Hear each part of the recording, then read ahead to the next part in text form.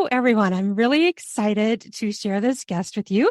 And first of all, welcome to Vegetarians and Meat Lovers, Split Table Recipes. And I'm really excited to talk to this person. I love to talk to other people who like to cook. And I want to welcome Brianna Shaver. And you are a digital creator, a pastry chef turned stay-at-home mom. You do food photography, recipe development, and custom orders out of Seattle. Mm-hmm. That's Yes. awesome. So what does a pastry chef do? Like, I know there's different titles of different chefs, but what exactly is a pastry chef? Well, I guess it depends where you work, but I mean, you're just in charge of any kind of dessert. For, if you're working in a restaurant, of course, all the desserts on the restaurant on their menu. I was doing corporate dining mostly. Mm. So that was a little bit different because we were in charge of all of the desserts for breakfast, lunch, and dinner throughout the day. And then just, having a team of pastry cooks and coming up with different recipes, different cuisines, that sort of thing. Well, that's fun. So when you were doing Yeah. that, were you the only pastry chef or were there others that you were working with? No, there were a lot. I was actually working at the Meta building, one of the Meta buildings here in Seattle. And so every building had their own pastry chef. And when I left, I think there were like 8 buildings, maybe Oh, more around the general area. There's a lot around here. So there were a lot of us. But on my team, there was, I think, four or five of us pastry chefs. oh, And then that's, we all had a smaller team of pastry cooks as well. that sounds really fun. Did you Yeah, enjoy doing it? I did. Yeah, it was really fun. But I ended up leaving after I had my daughter. I went back to work for a few months and then I was like, this is not sustainable. So, yeah. I totally understand because I kind of did something similar. And then I went part-time. My first was born, then I went part-time. And then after I had my second, I just became a stay-at-home mom too. So I was a stay-at-home mom for about 6 years. And then I went back to working. And so it's hard to leave your child. And some people, that's just not okay to them. And that's how I was too. I wanted to spend that time with my kids when they were young. Was that your Mhm. thought too? Or what was going through your head? Yeah, I mean, I just was not okay with child like daycare. I just could not fathom dropping her off at daycare. So we got a nanny. It was really Mm-hmm. great. But then I'm like spending almost my entire paycheck to pay someone else to raise my daughter when these Exactly. times, that time is so precious. They change so much that it's like, I don't want to miss all these milestones. So it just did not make sense. Yeah. So true. And that's exactly how I felt too. And you don't get that time back. Mine Mm-mm. are mine are all teenagers now, but so it's still very, very busy, but it's different because they can do things on their own. But you don't get those young years back. So I Yeah. totally get where you're coming from there. So you've taken your experience and you've turned it into doing what you're doing now. So tell us about what you're Mhm. doing right now.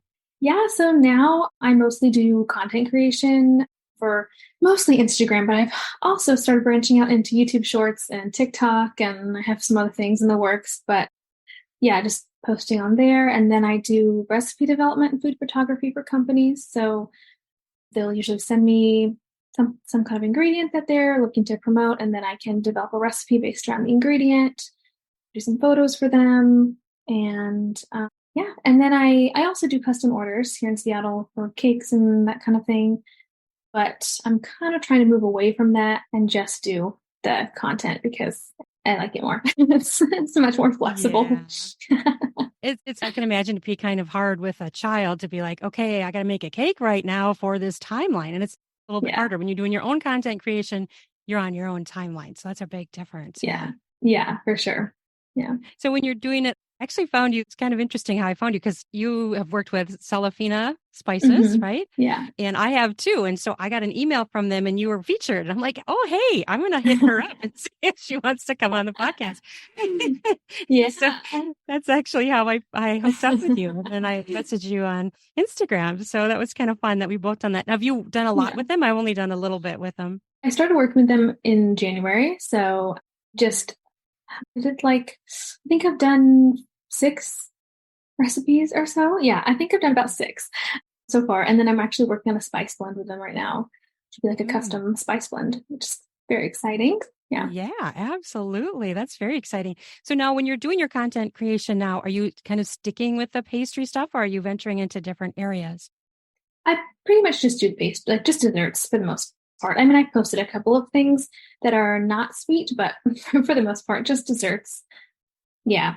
Yeah. I don't eat desserts 24/7. I eat lots of different things, but We'd all yeah, love to do that, right? That's not I going to know. work. If only. If only. Exactly. So what are you working on right now? Other than you said you're working like a spice blend. Is that what you said? Yeah, I'm working on a spice blend with them. I am working with a brand called Cookie Chips right now as well. Mm. They do like packaged cookies, like cookie mixes. Mhm. And so I've been developing different recipes using their cookie mixes, which has been fun. And then I'm also just really busy, like in my personal life right now with some like Mhm. home things. And so it's been hard to get a ton of content done lately, but yeah, just juggling everything. It's fun though that you can do it kind of on your own pace and that you can still do some things and not being completely out of touch with what you did when you were working. So you can Mhm. kind of like keep in that a little bit, and it can grow Yeah. into something too for you, like that's what's really cool about it being that, doing an online stuff is that you can do as little or as a lot as you want and you can just grow from it, which is really Mhm. fantastic. Yes, yes, for sure. The goal is to eventually replace my previous salary with this stuff. So I'm working towards it. Absolutely. Now, do you maintain a website yet or are you just pretty much using social media? No, I have my domain. I've like have my website kind of halfway built. Yeah. I just need I need to find the time to sit down and really finish it. But eventually the goal is to get it going and to start doing more like long form recipes on there. Yeah, definitely. So, what's your favorite pastry to make? Gosh, I know people ask me this all the time, and I have such a hard time answering because I don't know. I don't know. I love making everything. I mean, really, I love to make what I love to eat. So carrot Mm, cake and mm. scones and that sort of thing. But I don't know that I have a favorite one to make. I love all of it. Do you have any secrets to share of things that you've learned over the years? One great secret is if you need a recipe quick and you don't have one on hand and you don't know where to look because there's so many out there, King Arthur flour has the best recipes. Their test recipes are so good. If Ah, I'm like needing some inspiration, I always go over there and look at some of their stuff because yeah, everything I've tried, every recipe I've made from them is always 10 out of 10. oh, nice. So, how do you spell that? Did you say King Arthur or what did you say? I'm sorry. Yeah, King King Arthur. Arthur. So it's the flour brand, but then they have like all these recipes on their Mm, website. Yeah, they're great. very cool. Very cool. So, and then you shared with me yesterday or a few days ago, you shared with me your chocolate chip banana bread, which Hmm.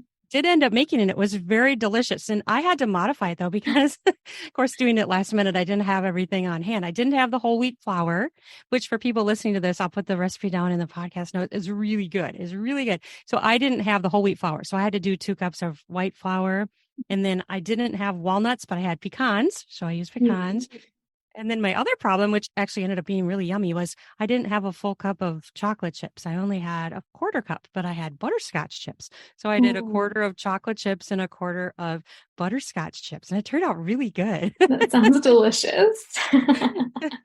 Yeah, my family loves it. I have 3 teenage boys, so it's not going to last real long. It's mostly Yeah. gone already, and I just made it. And the banana, and I happen to have bananas too. I'm like, hey, this is perfect. So it's really good. So, how did you develop that recipe? Was it something that you saw and you modified, or was it something that you've been making for years? Yeah, it was, well, actually, it's funny. Originally, it was a King Arthur flour recipe, but then I had Mhm. adapted it to for when I was making it at my last job at Meta. We adapted it and kind of like changed it a little bit, and then so we could do it large scale. And then since then, I've also kind of tweaked a little bit more here and there. So it started out as one recipe, and now it's kind of become its own thing. But yeah, I always add extra spices and change up the flour ratio and all that sort of stuff. Yeah, it's interesting how I do that a lot too, where I see a recipe and I'll modify it or I'll combine 2 recipes somehow. And it's really fun to do. Sometimes it works, sometimes it doesn't. But Hmm. for me, I have a certain, like, I like to do things a certain amount of times before I would publish it. Do you have a set Hmm. number of how many times you'd like to make it to have it turn out before you decide to share it? No, not really a set number. I just as many times how I like it, I guess. Typically, it's like only one or two times because I've made the recipe before somewhere along the way. But if it's something completely new that I'm trying out, probably two or three times before I perfect it and share it with the world. Right, exactly. So, what has been your favorite Celofina spice to work with so far? Oh, they're all so good, but I They I love are. their vanilla beans because Oh, nice. I use vanilla in everything, and the vanilla beans are really good. And so Mhm. I love having the beans because then when I'm done with I use all the seeds up, then I take the leftover bean and I cut it up and I stick it in with my coffee, like my sugar for coffee. So I make vanilla Oh, sugar coffee in the nice. morning. It's so good. Yeah.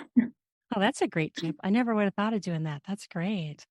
It's so easy. And then like you do a couple beans in there with, like a cup of sugar and it's so fragrant. It's delicious. That's nice. Now, I haven't really worked much with beans. Do you have to what do you have to do to them to make them usable? You just have nothing. You just like do a slice down the middle of it all the way down, and then you can Okay. kind of peel it open. And then I use the back of a knife, or you can use a spoon, and you just kind of scrape out the seeds, and you just add them to Oh, whatever it is. So if you're like replacing vanilla extract with vanilla bean in a recipe, you can mhm. use usually like half of a bean for the amount of extract that usually calls for. Do you feel it gives a different flavor when you use that than when you use like the liquid vanilla?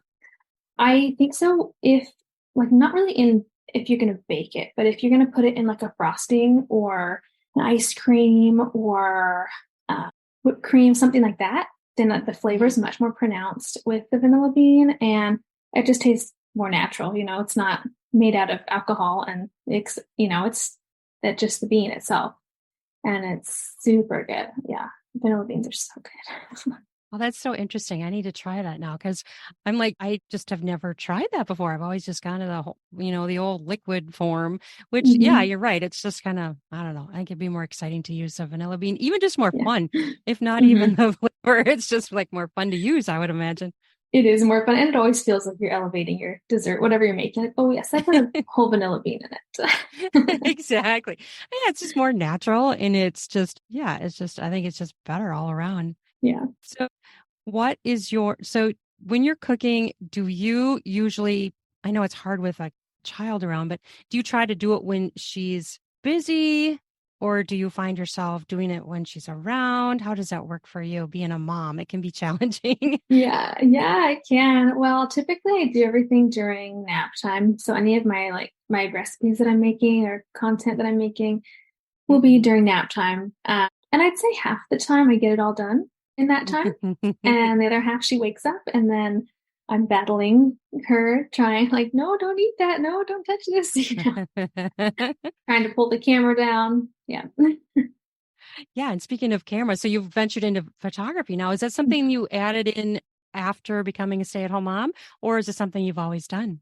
Well, I actually did photography in high school a couple Mm. years, but that was a very long time ago now. And so I had to relearn, I had to like reteach myself after I quit my job. I was like, well, I really want to get back into photography and start doing food photography. So, yeah, I just bought a camera and watched a bunch of YouTube videos, and Yeah. so far, so good. That's awesome. Absolutely. I kind of did similar thing too. I did a little bit of video. I didn't get too much into video, but are you getting much into video, like the creation? People have those videos where they're showing it being made. Have you done much of that yet? Yeah, on my Instagram, I pretty much only do videos. I don't really just do the pictures because I think the videos are just really fun to make. But Mm. I will do some of them are the whole process of me, whatever I'm making, and some of them are like, slicing into a cake or taking a bite of something, that sort of thing. But I do all my videos on my camera as well, and then I edit them on an app called InShot on my phone. Very nice. Yeah, it's really fun. And I think people really just like videos, so they end up being more popular anyways. How Mhm. about Pinterest? Have you put stuff on Pinterest? Because that's a fabulous place for food. Yes, I know. Actually, that's my plan is to go into Pinterest next. I years and years ago, I had a food blog called Baking with Brianna, and that was like my first time trying a food blog, and I was on Pinterest with that, but I didn't continue doing that because at the time I was just focused on work and yeah, so I kind of stopped doing that. But yes, I will be going on to Pinterest. That's my next my next plan. Absolutely. It's great for food. And you can put videos on there too. And you can recycle, like take them from Instagram that you use for Instagram and put them on Pinterest. Your Hmm. videos and you can do obviously still life pictures on Pinterest too, but videos they do have a limit for how long the videos can be on Pinterest, but you can put them Hmm. there. So, and even if you do a Yeah. clip, that's okay too. Yeah, yeah, yeah. That's what I should do. That's what I've been doing. I started, like I was saying, I started doing YouTube Shorts, and so I just post Mm. whatever I post on Instagram. Then I just go over to YouTube, and then I'll post the same thing and change like this music. But the video is the same thing, and yeah. I think that's the secret sauce too for people doing content creation is taking it and putting it in different ways and different platforms so that you can get more exposure. Hmm. It's a great way to use your content. And you want to Hmm. use the max out of your content as you can because Yeah. like as we said, sometimes it can be challenging to make that original content. Hmm. So you got to use it like crazy. Yes, yeah. It takes so long sometimes just to do one recipe that it's like, well, I gotta post this as much as I can everywhere. I know, right? And then if you do a video, you can do like if you want to chop it up, you can do a piece here and then you can do the same recipe later with a piece there. You just keep reposting, which is just Hmm. it works out really well. Yeah. So when you were making food when you were working, was there a certain focus or was it always just all kinds of different foods? Or did they, tend to serve more like cheesecakes and cakes, or was it just kind of all just huge variety of things? Well, okay, so at Meta, it kind of changed towards the end of when I was working there, but for a long time, we were doing a global menus. So every single day Mm. was a different menu, and it was a different theme based on different locations. And so sometimes we were doing very traditional Japanese desserts. Sometimes we were doing something Mm. that you would find in the Midwest. Sometimes we were doing a French dessert, so it was all over the place. It would just change every single day, which was really cool because then we got to try so many different recipes that I would never normally do, which was great. But yeah, it was kind of just everywhere, everything. That's really great. And it's almost like training in and of itself because you're doing these different foods that you maybe wouldn't have otherwise tried. Or, and the nice thing about that too is I'm sure you probably got to taste it too, right? Because you're doing Yeah. recipe development, but it's like buying all those ingredients. So you're learning to work with Hmm. them and learning to mix them together with having to actually pay for them. Like Yeah. that's like, taking little classes here and there in different, desserts from different areas Mhm. of the world. That's pretty cool. Yeah, yeah, it's really cool. One of the recipes we would make quite often was like a mochi cake. And Mm. that's with like mochiko flour, which I had never used before. And then I worked with it so much there that I got really familiar with it. It was really cool because I never otherwise would have. Everywhere else I'd worked beforehand was pretty traditional American type desserts or French inspired desserts. Right. Like I've never even heard of that kind of flour. So Yeah, and it's like a sticky rice flour. So it's like Japanese typically, but yeah. oh, wow. So, what was your training that brought you to be able to do that kind of work? I went to pastry school in 2010 and got my associate's degree with that, and then I got my bachelor's degree in hospitality afterwards. And so I spent the next decade or so working in just different bakeries and restaurants.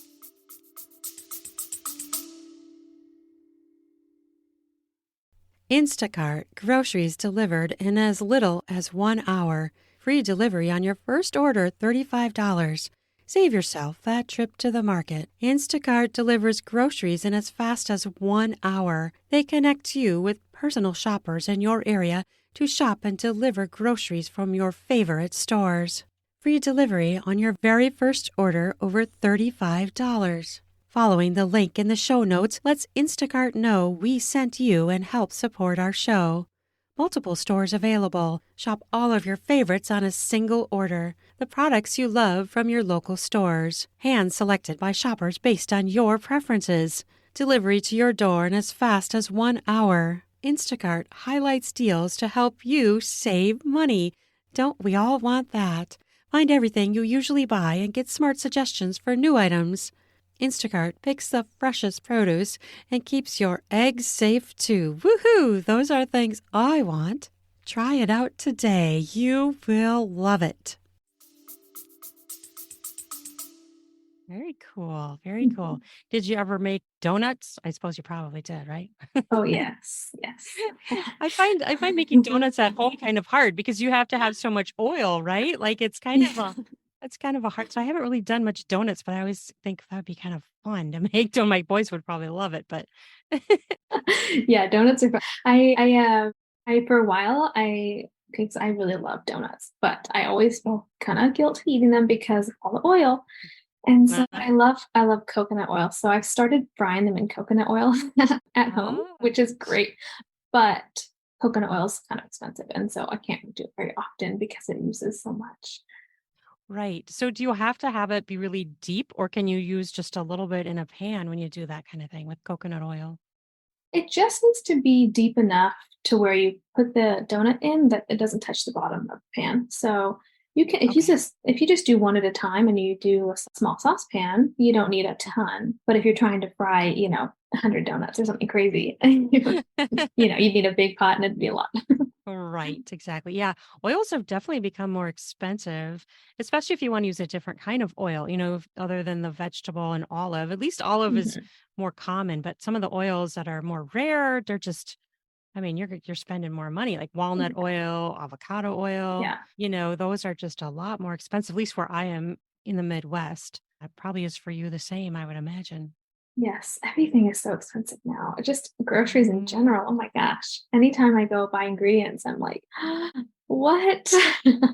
I know it really has Wild. gone up since COVID, hasn't it? I mean, I feel Yeah. like that's what the instigator of this was because it Mhm. wasn't like that before. I didn't feel like. I don't think so. I feel like ever since the last few years, my grocery bills have doubled easily buying the Mm, exact same things. It's crazy. it really is. I know. It needs to stop Yeah, because I it's not know. good.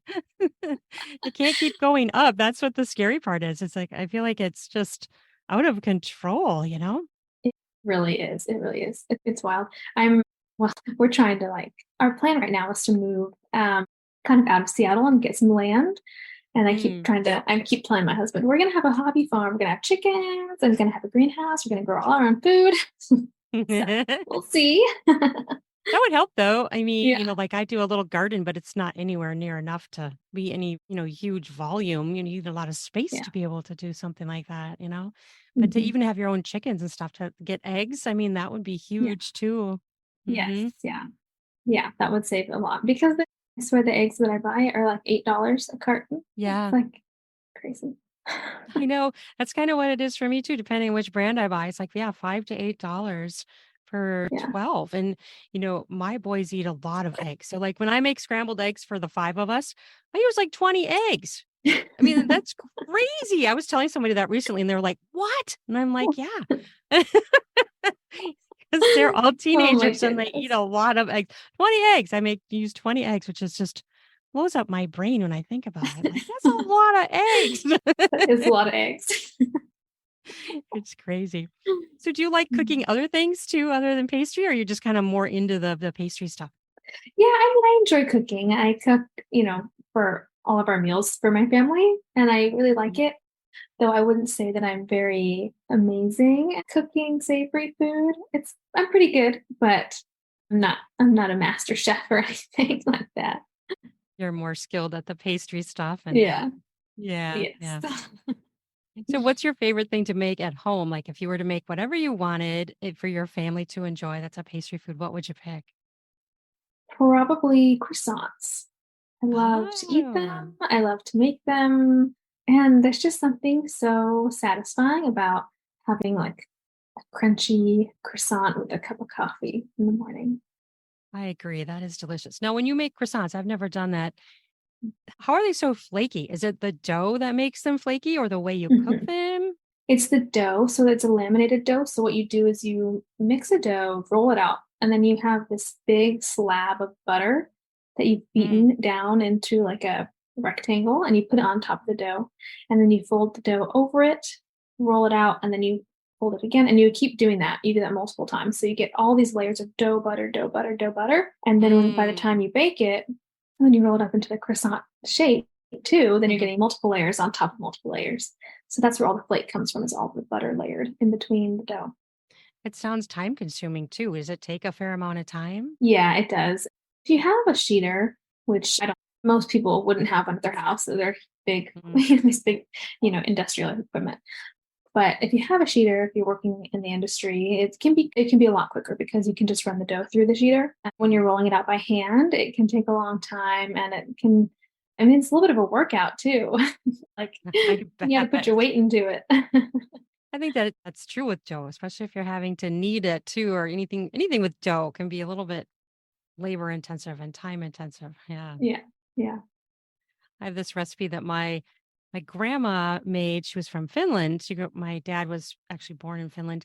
And so it was this braided bread, and you have to like Mm. it's really like an old recipe, but it's a lot of work, and you have to let it rise, and you have to punch it down, and then you have to let it rise again. Then you have to divide it all into these different strands, and you braid it and you let it Mhm. rise again. So it's like a whole day process, you know.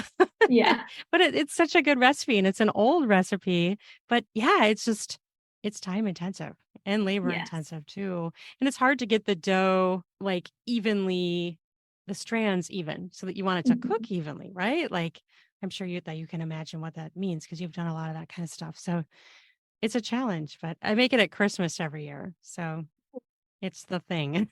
Yeah.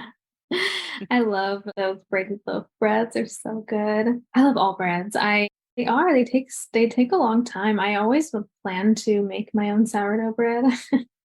And I Mm. do sometimes, but then I most of the time buy it because it's such a process It to really make it. is. I know. It really is a process. It's really good, but there's so many good bread makers out there too. It's just Mhm. amazing. I don't know if do you guys have Panera bread out there? Mhm. Yeah, we do. Yeah, I love their bread. That's really good. So do you get into like making your own frostings? And is there any Mhm. tips you have on making frostings? Well, my favorite frosting recipe that I use, I do like a faux Swiss meringue buttercream. So it has the texture of Swiss meringue buttercream, but instead of, are you familiar with what Swiss meringue buttercream is? It's like, I am really not. No. so it's made with egg whites, and you kind of cook them over a double boiler just to like warm them up before you whip them and make a meringue out of them, and then you add in butter. But Mm. I like to instead use meringue powder and then mix that in with the powdered sugar, make a like a royal icing type of consistency, and then add in butter that way. And you get the same texture as like a Swiss meringue buttercream without having to go through the whole process of making it. And way Mm. easier. It's super quick, and it's so silky smooth. I love it. I don't know that I've ever seen the powder. I'll have to look for that. I'm sure it's in the cooking aisle. Well, you can buy it at like a Michael's. They carry it, Oh, like in sure. their baking Okay. section. It comes in like a little, but I always just buy it on Amazon.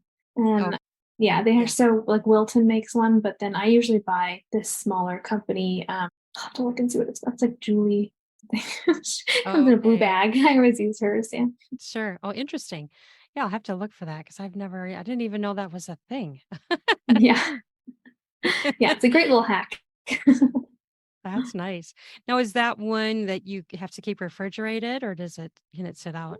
No, it can sit out. Yeah, it can sit out because you're using the meringue powder. And so if you were doing like the regular kind, we use the egg whites, you'd have to refrigerate it. But with the Right. That's meringue what I was powder, thinking you don't about. have to. Yeah. See, there's a couple of benefits to using that then. Yeah. Meringue is kind of, I don't know, I find it a bit of a challenge. I haven't done it very many times, but I don't know. I maybe I'm just not doing it right. I'm forgetting how you do it. Do you just whip the egg whites into the meringue or I don't even remember how you do it. Yeah. Well, there's a couple different methods for meringues. There's like an American meringue, Swiss meringue, Italian meringue. Traditional American meringue, you just whip egg whites in your mixer with like some cream of tartar. That's it. Yeah, that's right. Okay. Yeah. And sugar. That's it. You just whip those until you get the stiff peak. But you can do the Swiss, which is where you kind of warm up the eggs first. And then you can do the Italian where you whip the eggs till they're foamy. And then at the same time, you're cooking your sugar. So you're making a syrup out of your sugar instead of Mm. using just regular granulated sugar. And then you pour the hot sugar into the eggs while it's whipping. And then you get like a really glossy, delicious meringue out of that one. But it's a little bit harder. Yeah, I bet. One thing I like to make, but I find it extraordinarily challenging is pie crust to make that from scratch. Mm. So Mhm. often I'll just end up buying the pre-made because it's just so much easier. And so what are your experience? What's your experience with making pie crust? And do you find it easier just to buy them as well? Because it's just hard. When I've done it, they're like crumbly, they're just not staying together good. What are your tricks or your ideas that help if you have any for pie crust? I love pie crust. I love making pie. And I never ever buy the pre-made pie crust because I have a really good pie crust recipe that I always do. But Nice. I understand why people buy it. It's so much easier. But I think the way that I make it, there's a few different ways you can make pie crust. The way I always do is I throw all the dry ingredients into my mixer, and then I cut up my butter into little tiny cubes first, and I spread it out in a sheet pan, and I freeze the butter into Mm. little cubes, so it's completely frozen. And then I put it in and mix it in with the dry ingredients, low speed until you get like the size of a pea, little peas, and then you'll go through with your hands and kind of like flatten, like go like between your fingers, kind of flatten the little pea-sized butter chunks, and that gives you a really flaky dough. Is when you go through and flatten it and get the really flaky dough from that. But the cold butter is like it has to be as cold as possible. So that's why I freeze mine, because if it starts to warm up too much and then you go to make your pie dough, then it's going to mush into the dough too much, and you're not going to get your flaky, delicious pie crust. You're going to get like a weird, crumbly, sugar kind of dough texture thing. And then it's Uh-huh. really hard to work with. I think I know what you're talking about because I think that's what's happened to me.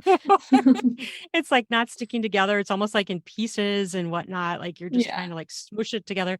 And Yeah. I recently found a recipe too that talked about, I think it was some sort of biscuits. And they also talked about you have to freeze the butter. And I'm like, I had never heard of such a thing before. And they said the same thing. It's like it has to be frozen. Otherwise, it's not going to do what you want it to do. And it's such an Yeah. interesting tip because I don't think many people are going to think about doing that unless they're told that. That's not a Yes. thing anybody's gonna think of. Yeah, a lot of recipes will just say cold butter. And it's like, okay, well, I'm someone who's never made this before. I'm going to think, okay, I'll pull a piece of butter out of my fridge and I'll cut it up and let it sit here on the counter while I'm doing this other stuff. And then I'll put it in. But then by that point, it's not really that cold, and it gets too soft. And yeah, Yeah, exactly. And yeah, because people don't realize that that is a thing. Because unless you're told, you're not gonna think of that. So yeah, yeah. that's a huge thing. So what does your daughter like to eat? Does she have a favorite thing that you make? Just Oh, I'm trying to get her to eat more food. oh, she yeah. yeah, she doesn't, I don't know, she doesn't like to eat that much. She likes cheese. Yeah, she eats a lot of cheese, and well, this is terrible. She loves ice cream. She's only 18 months old, so I don't really give her any. But every once in a while, if we get some, she'll see it because she knows what it is because of her book. Some of her books have ice, there'll be like an ice cream cone there or something. So she knows what ice cream is. So Yeah. she'll point to it and ask for some, and I'll give her like a little tiny, tiny taste. But then once she gets any, then she's like, ice cream, ice cream, ice cream for like the rest of the night. So I totally know. Yes, they definitely like ice cream. It's good though. I don't blame them. I like ice cream too. I do too. It's delicious. It really is. Have you ever made ice cream, homemade ice cream? Mhm, yes, I have. Home, I just do like a no churn because I don't have an ice cream maker. Yeah. In places I've worked, I used to actually be an ice cream maker at one point for this local ice Oh. cream shop here in Oh Seattle, wow. which was really fun. So I made tons and tons of ice cream there. But yeah, at home, I'll just do the no churn one, which is like whipped cream and sweetened condensed milk, and you just mix it together, put in your flavors, and like freeze it for 6 hours, and then you got ice cream. Perfect. That's a good thing to try too. Yeah. Do you have any cookbooks that you love to use or that you recommend? I have a whole countertop of these really nicely curated looking cookbooks, and I never, ever open them. I understand. I wish I had a good one, but I don't. I can understand. I mean, I sometimes use them, or, sometimes I use them even for inspiration to make something a little bit different, to alter it a little bit when I'm wanting some sort of inspiration. Sometimes I will go to that. But yeah, recipes are everywhere. They're online, like we were saying earlier, online, they're Mhm. on all the social media platforms. They're just Yeah, they're everywhere. But yeah, that's not a bad thing either because yeah. So many we all get options. right. We all get to try different things. So on your Instagram, do you actually have the recipe in your post so people can see how to make it? Yeah, I do all. Yeah, I put anytime I post a recipe, the whole full recipe will be in the post itself.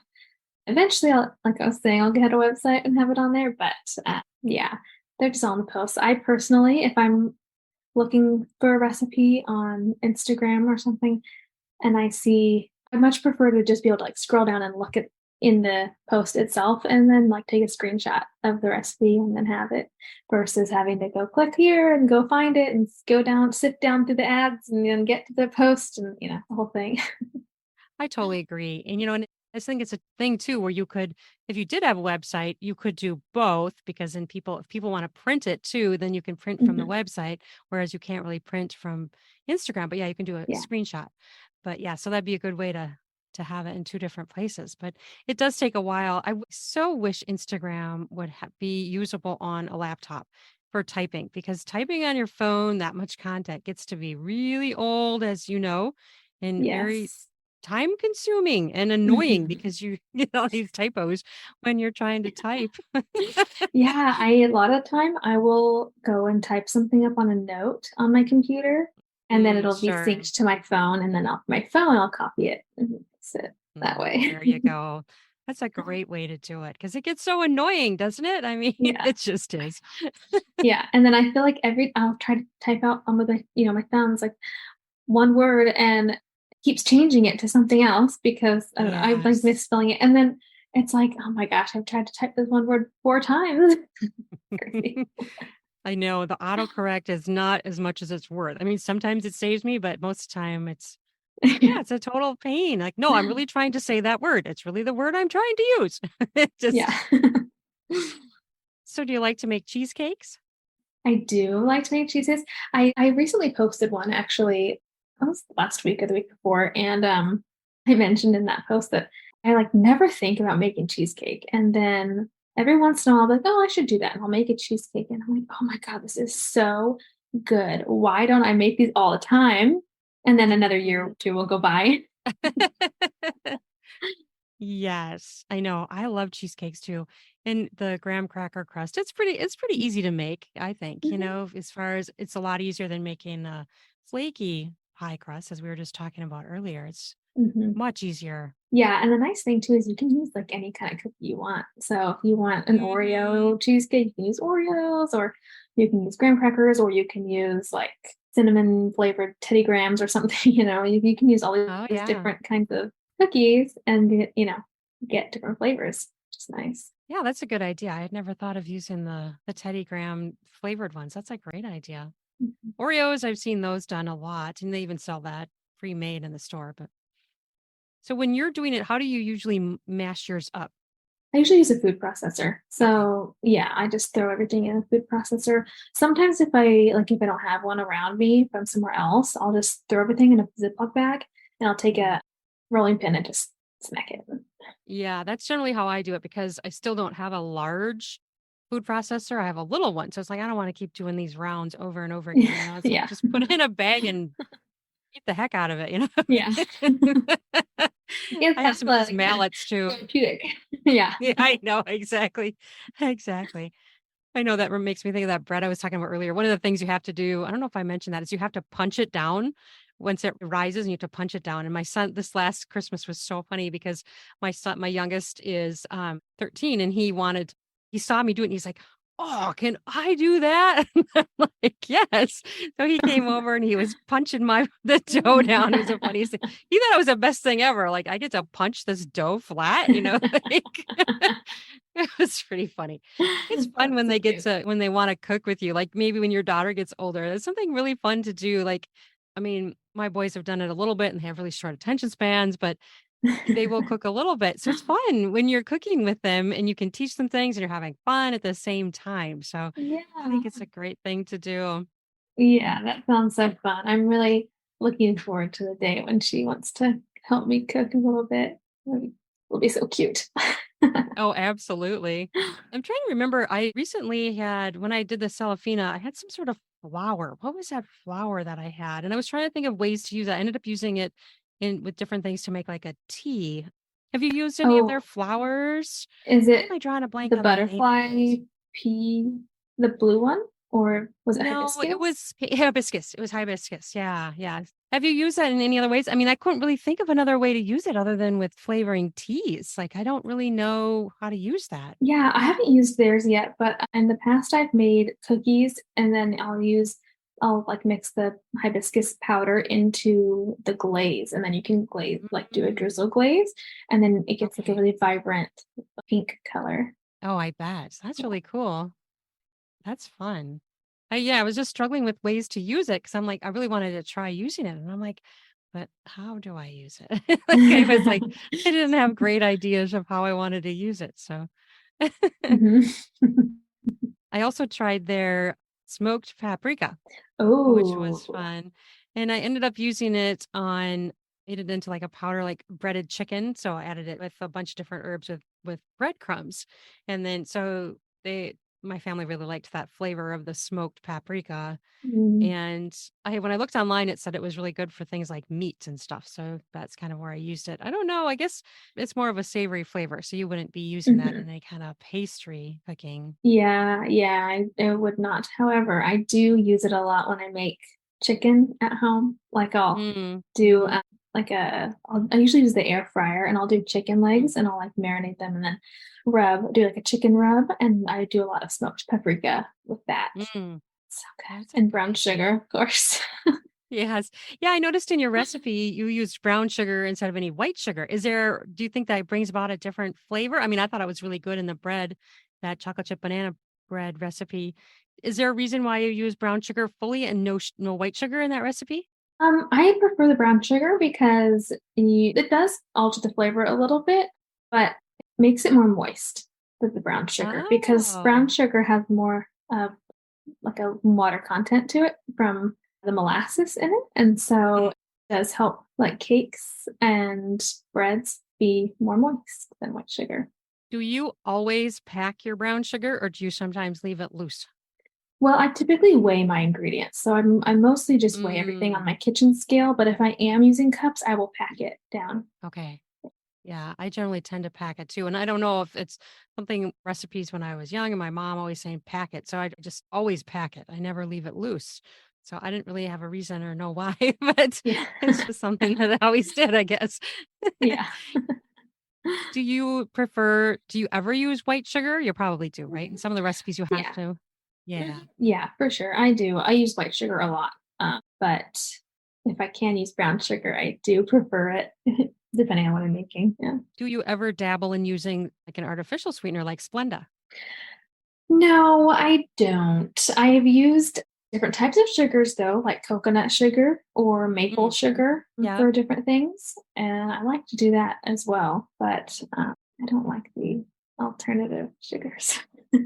I know. I don't really either, but my oldest son is really into weightlifting. And so like right now he's cutting calories. So he doesn't want as many calories. So a couple of Mm, times I've made banana bread with Splenda just for him to have it with fewer calories. And it actually turns out pretty good. But yeah, I know what you mean. I prefer the natural, but him doing that yeah. has gotten me into doing it a little bit with the Splenda. Yeah. Yeah. I get that.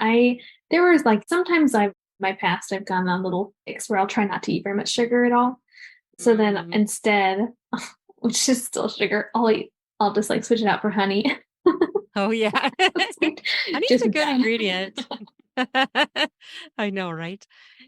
One other thing I like to use, which one of the chef I had on a few weeks ago, she has a lot of recipes where she uses maple syrup. And I'm like, that's a great idea. Mm-hmm. Like I hadn't thought of using it. She uses it in recipes that you wouldn't ever expect having maple syrup in. So it's kind of a fun ingredient I hadn't thought of using in different ways. Do you use it much? Yeah, I do use maple syrup. I love flavored maple syrup. In the past, I've used it to make like a pecan pie around the holidays instead of corn syrup, and that's Oh really yeah. good. And yeah, sometimes I'll just like throw it in little things. Like if I'm making pancakes all the time, instead of adding a little bit of sugar to the pancakes, I'll just do maple syrup. I'm gonna put maple Sure. syrup on it anyways afterwards. Exactly. Different way to make it, maybe make it taste a little bit different, you know. Yeah, yeah. Yeah, definitely. Was there anything we haven't talked about that you had wanted to mention or discuss or point out, or anything you want to say about your Instagram account that or mention any recipes you've made recently? Uh, let's see. I don't know. Well, right before we started this, I was taking some photos of these little cakes that I made, these little chocolate cakes, and because Mm, I had some like leftover cake batter from an order that I did, and so I just baked some little tiny 4-inch cakes, and then I put some whipped cream on top and some fresh berries, and of course I had to eat one, which is delicious. But that'll be on my page this week, maybe mm, tomorrow or Friday. nice. Yeah, so that's excited for that one. But yeah, I don't know. I'm just trying to grow, so follow me. And yeah. What's your name on YouTube? What do you go by on there?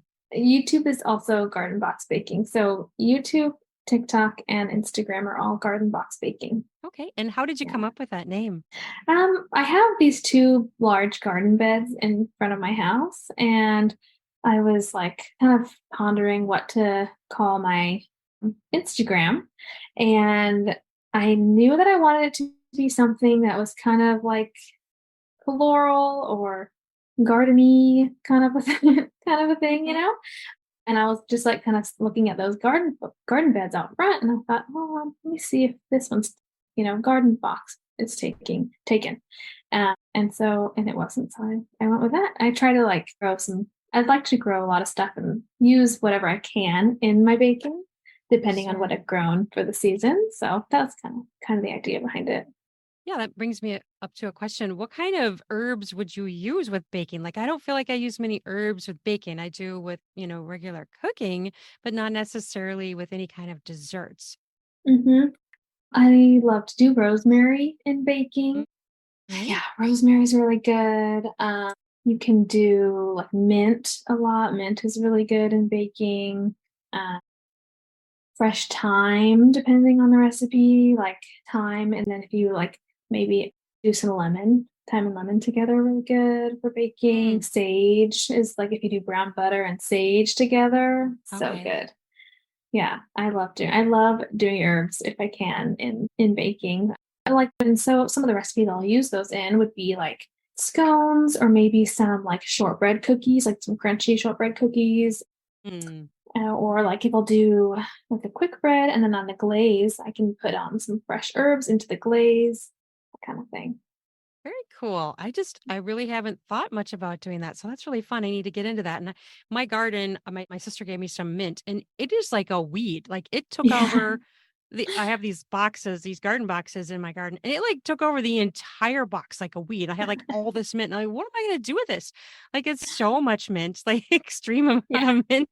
And we have guinea pigs too, and they actually love to eat the mint, but they can only eat so much mint. So Yeah. I had so much mint, and I'm like, do you ever use dried mint or is it mostly fresh? No, I just use fresh. Yeah. Okay, yeah, because I didn't know if it would be any good. I guess I don't really know. Yeah, I've never tried it. I don't know. I feel like it'd get like well, I don't know. I just imagine it in my head what it would look like, and I feel like it'd just be this like little sad brown shriveled leaf. Right. And nobody sells dried mint. I mean, they sell dried other herbs, but I've never seen dried mint. So I'm like, well, maybe Yeah. it's just not a thing. Well, ice cream, I guess you could somehow put them in. I don't know though, because you don't really want flakes in ice cream, right? Like, Yeah, no, if you're gonna do like a mint chocolate chip ice cream, when you make your ice cream base, you kind of heat milk up and you steep the mint in and then strain it out and then make it that way. gotcha. Yeah, I recently saw something that was similar to that. It was something else, but yeah, maybe it was steeping rosemary. Is that a thing? I don't remember what it was, but yeah, it was to transfer the flavor. And I'm like, this is weird. But then the recipe later it said, yeah, remove all of that. Yeah, yeah. Gotta strain it out. And then if you leave it in too long, you get me bitter. So you gotta Oh, time it. Yeah. gotcha. Well, this has been so much fun. Thank you so much for Yeah. doing this. It was really fun to talk with you and learn more about pastry cooking and find out some secrets from you. So thank you so much. Yeah, thank you for having me. This was so fun. It was fun. You have a good day. Okay, thank you. You too. Bye bye.